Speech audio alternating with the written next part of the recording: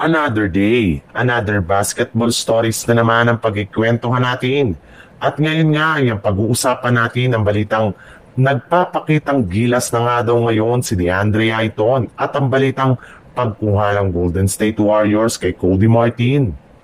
Simula lamang nga na mag-sign ng contract si DeAndre Ayton sa Los Angeles Lakers, noon ay marami na nga agad siyang pinangako sa kanilang team, lalo na sa kanyang mga teammates na sila LeBron James at Luka Doncic. Alam nga po niya na naging problema ng Lakers ang kanilang frontcourt last season, kaya andito nga siya ngayon para tulungan ang kanilang kupunan na mas lumakas.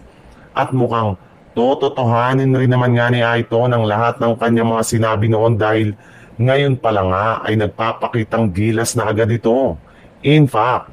pinagkaguluhan at nagtrending nga sa social media ang isang video nito sa kanyang ginawang practice game kung saan ipinakita nga niya dito ang ilan sa kanyang mga gagawing move sa Lakers. Kagaya na lang ng alley-oop, dunks, shooting at mid-range at 3-point line, ang kanyang footwork at ang pagsasalaksak sa ilalim ng basket at higit sa lahat ang pagkakaroon niya ng mga soft touches na mapapakinabangan talaga ng team sa kanilang mga laro next season. Kaya kabang-abang talaga ang mga kayang gawin ni DeAndre Ayton sa Los Angeles Lakers.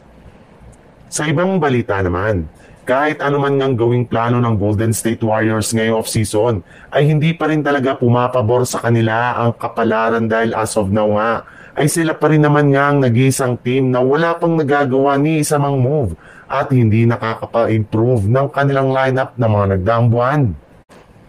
Kaya may mga ilang analyst na nga ang nagsabi na ngayon pala nga ay wala na nga daw pag-asa pa ang Golden State Warriors na makapag-compete sa kampyonato next year, lalo pat inaasahan nga na mas lalo silang manghihina sa posibleng pag-alis dito ni Jonathan Kuminga.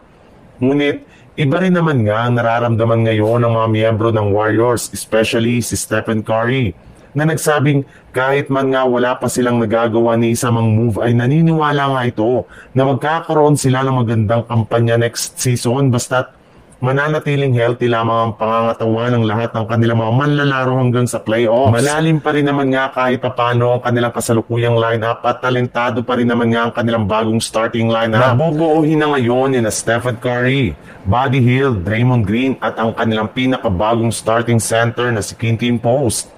At kasabay nga ng pagkakabuo ng Warriors ng bagong starting five, ay may lumabas nga na balita na target na nga daw kunin ng team si Cody Martin mula sa free agency market na maaari nilang magamit bilang kanilang defensive player sa kanilang mga laro next season.